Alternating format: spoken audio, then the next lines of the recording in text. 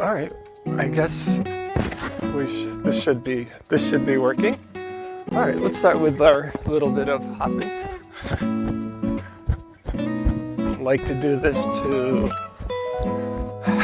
just start the circulation, warm up the body, open up the lymphatic channels.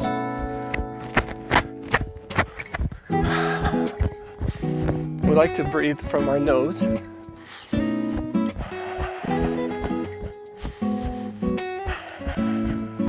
And what we want to do is we want to park our tongue on the ridges. Like if you underneath, right behind your front teeth, you have some ridges. And you park your tongue right there while you're breathing.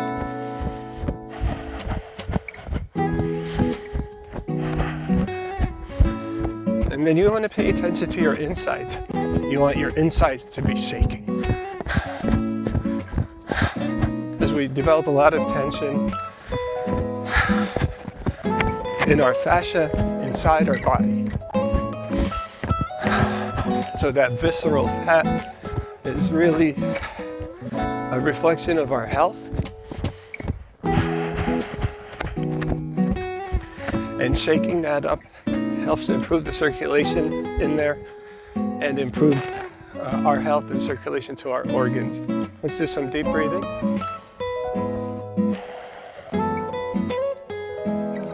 We breathe in and then out.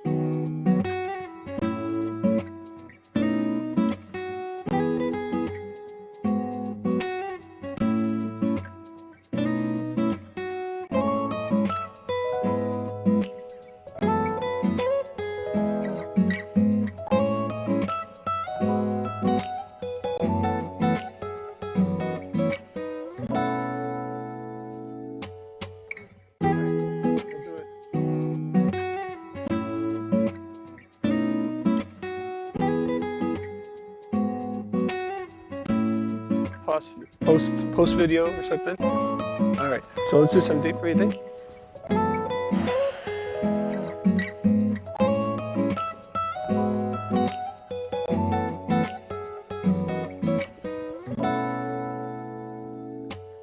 And then deep breathing this way. We inhale here and exhale here.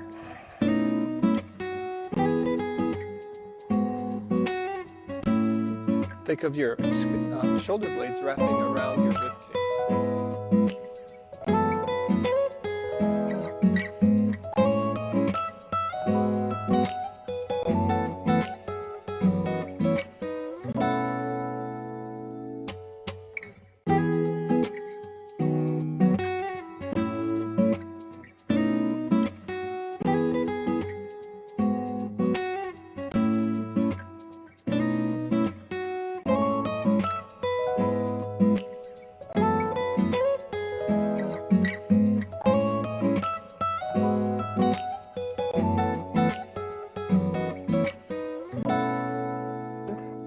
At our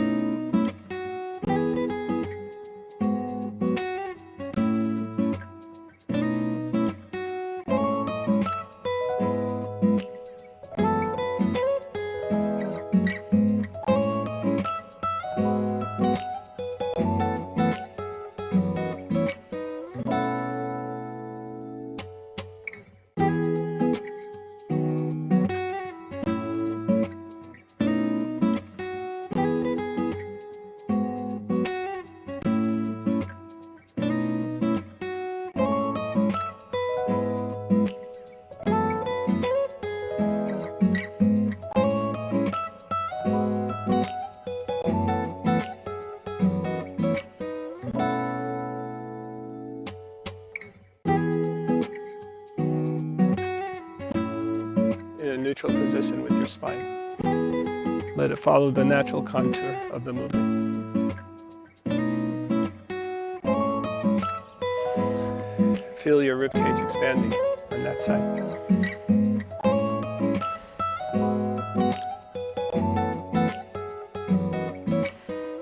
This is the same exercise we use to stimulate which meridian? Do you know what meridian?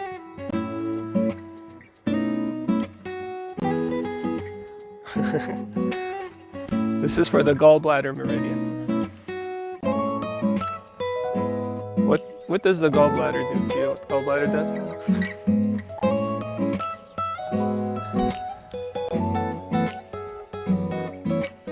Toxins, yeah. So the gallbladder is the liver empties into the gallbladder. The liver is detoxifying. So if the gallbladder gets congested, it can block that process. Let's switch sides. So my left leg's going to be behind my right. Right hand's going to be on the hip. And reaching over as we inhale.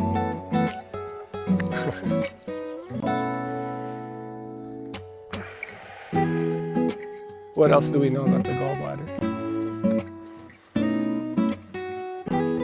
You can live without it.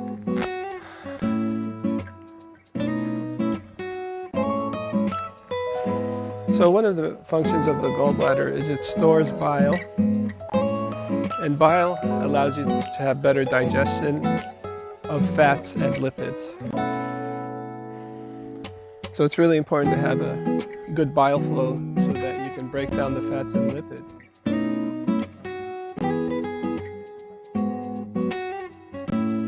Soluble vitamins.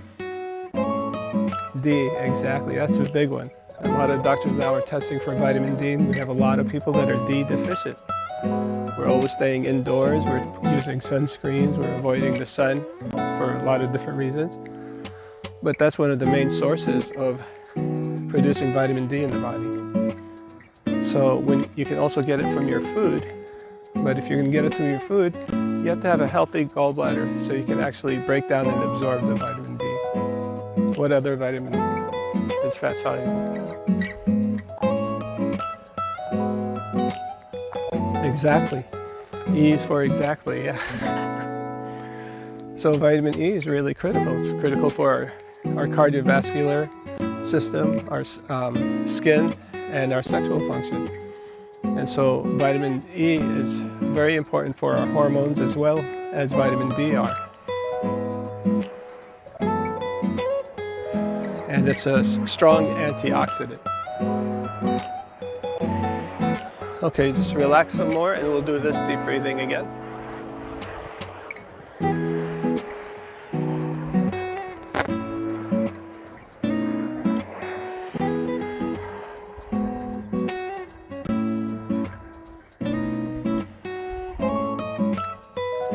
Now we're going to go back to the right side. So the right side's going to be, the right leg is behind the left leg.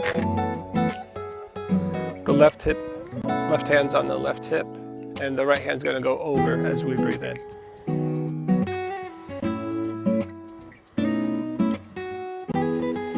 What's another fat-soluble vitamin? A, absolutely. So A is really important for our eyes and our skin and our immune system.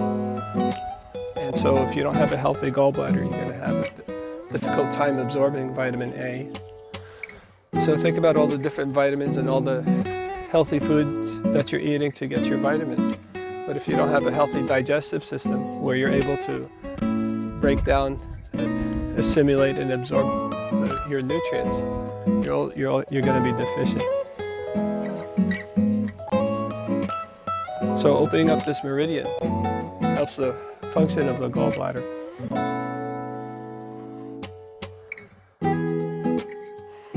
There's one more that we know about.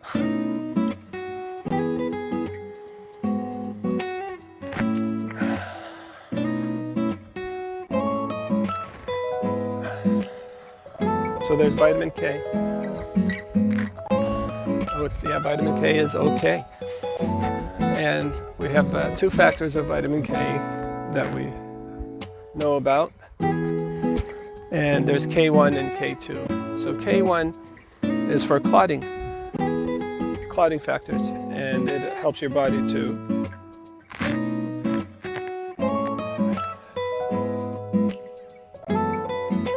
coagulate the blood and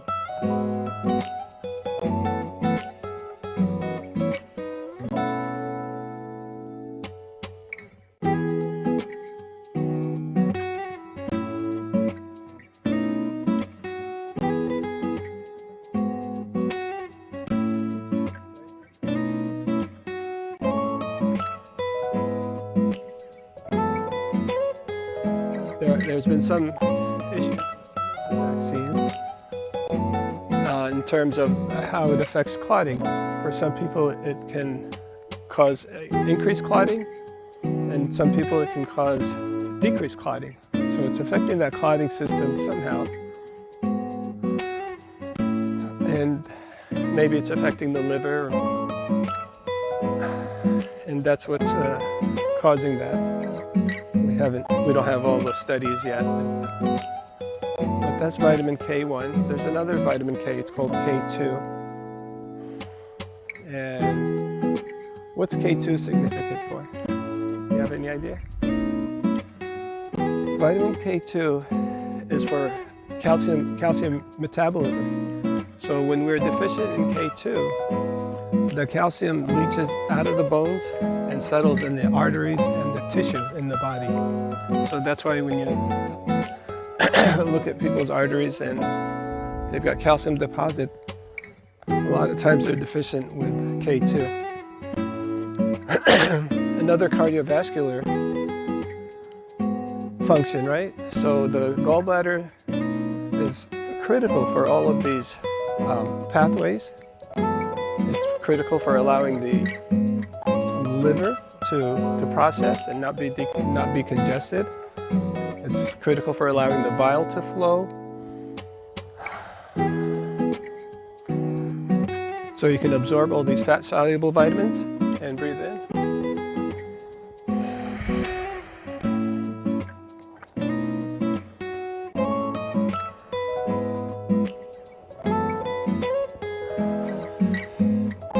Whenever, if we get upset and we can't do anything about it, that settles in our gallbladder. So we have to find a way to manage those kinds of emotions. So when things make us upset, we have to find a way to process these emotions so it doesn't settle in the different parts of the body. And if it settles in the gallbladder, then you're going to have these effects from it. So these kind of movements help to stimulate the bile flow, help to stimulate the gallbladder to function better, and to get the stress out of our body. And if something's been upsetting to us, it'll help remove that as well. So let's just do a little bit of this again. So I noticed this morning my balance is a little bit affected. So balance is going to be related to the head and the neck. So we'll do some things for the head and the neck. So that'll help improve our balance and improve brain function and counterclockwise. So one thing I like to do for the neck is to get it in the right alignment. I just put my hand right here by my throat, and then when I look down, I let my neck go around my hand. And as I do that, it stretches the back part of my neck, and it opens up the foramen of the neck where the nerves come out. So this helps to free up the nerves from the back of the neck. And while we're doing this, we're strengthening the deep neck flexors. So the neck flexors are the muscles that make us bend our neck forward like that. The ones on the outside are the SCM, sternocleidomastoid, and the scalenes. Those are the external neck flexors, but the deep ones are inside. They're lying right against the vertebral bodies. And so when we put our hand here, we're able to concentrate on those deep neck flexors. Those deep neck flexors are really critical for our neck stability and improving circulation through our neck up into our head. If you notice my hands here at the throat, it's a little bit different than what in the past, what you may have learned is to put your hand on your chin and bring it back and flex down. I'm not too crazy about that one for a couple of reasons. I think it can overstretch the upper part of the neck, and that can create its own problems. And also it shoves the jaw in, and that closes the airway and it pushes the jaw back in, which is a problem for airway. We want that jaw to be more relaxed rather than shoved back in. So we'll continue to do this.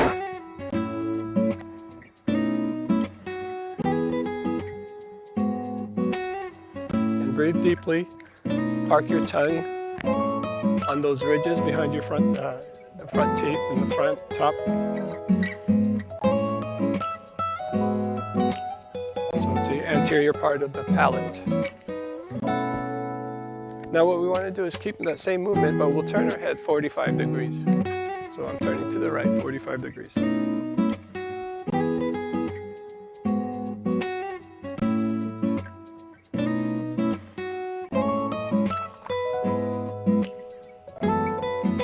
should feel very comfortable.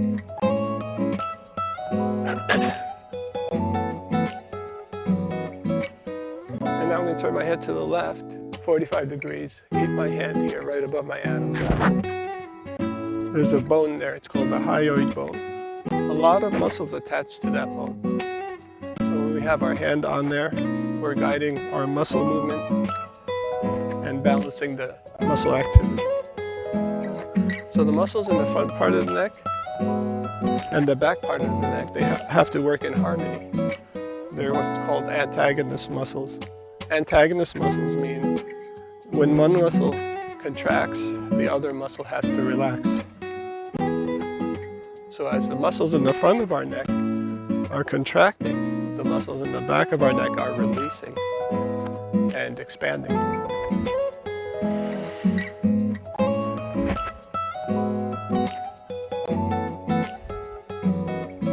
And the next one we're going to do is maybe we'll have just our fingers under our jaw here. Now we don't want our jaw up, so we want our head facing forward and our neck elongated. Now from here, our neck doesn't move, only our jaw moves. And just a little bit of tension gives feedback to those muscles, and it allows them to reset. So these opening muscles are the antagonists to the closing muscles.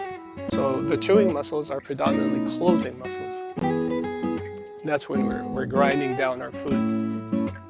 And so those muscles of mastication, our chewing muscles, can become overstimulated and tend to be overcontracted. And so doing this exercise gives reverse inhibition, gives some inhibition to the chewing muscles, and it's like a reverse stimulation to those muscles.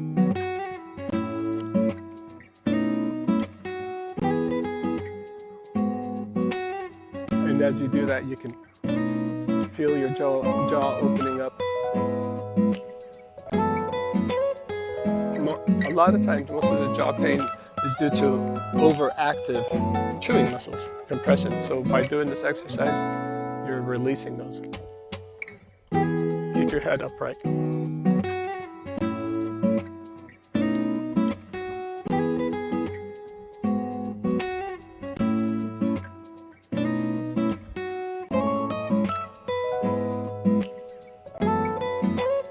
Now let's try 45 degrees to the right.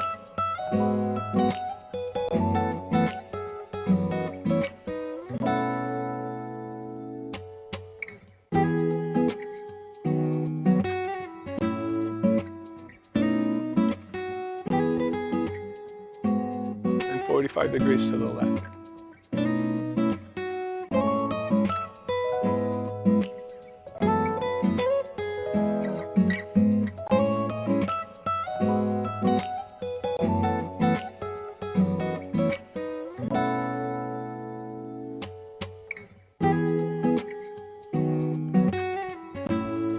And we're going to do one more set with our hand above our Adam's apple on our hyoid bone. And we'll do neck flexion.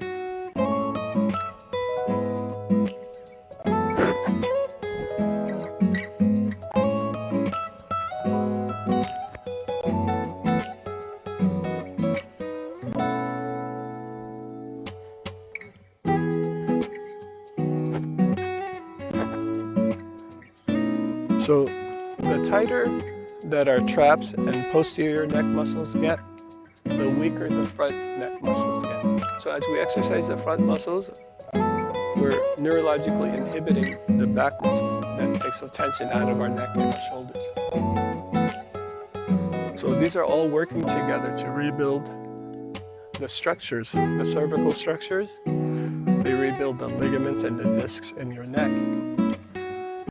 Those are the housing for your spinal cord and your nerve roots, and they're very, very critical. If you have nerve root irritations, you can have pain, numbness, weakness, and tingling in your neck, shoulders, upper back, and in your arms, hands, and fingers.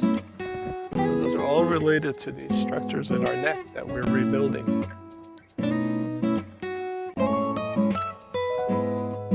And 45 degrees to the right. By turning our head slightly, we're activating different fibers.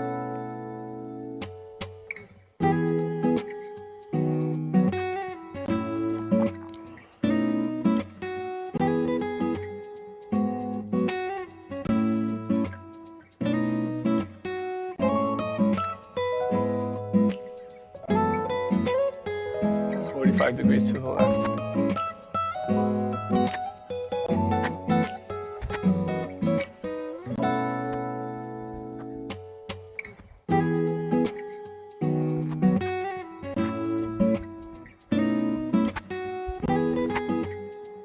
relax, take a deep breath in. Again.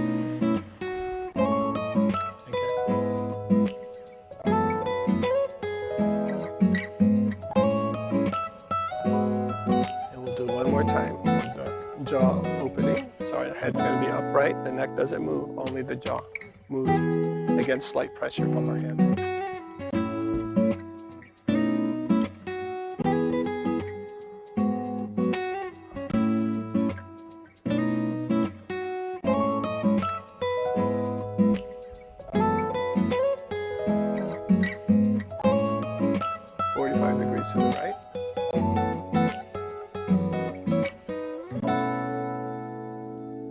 As you're doing this, you're lubricating the joints.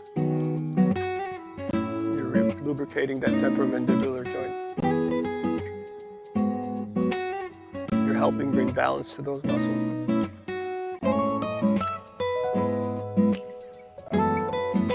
Turn this way. When you're doing this, you're taking pressure off of your trigeminal nerve. The trigeminal nerve is a cranial nerve that causes headaches. Causes facial pains and toothaches.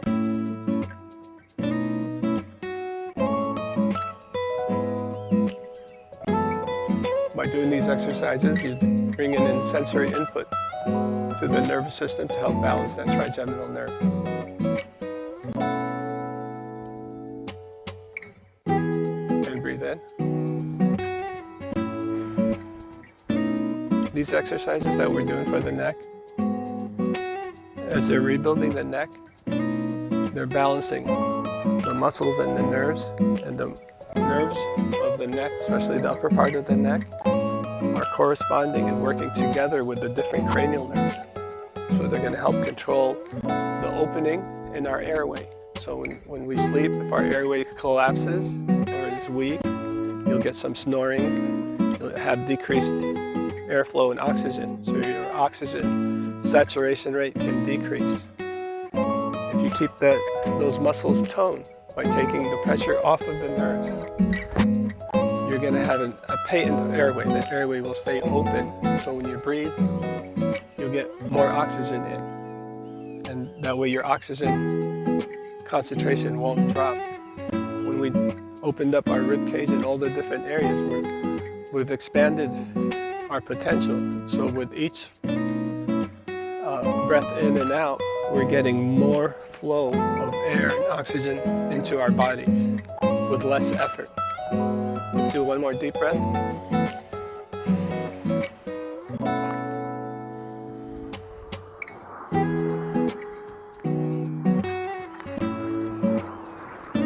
And we'll conclude today.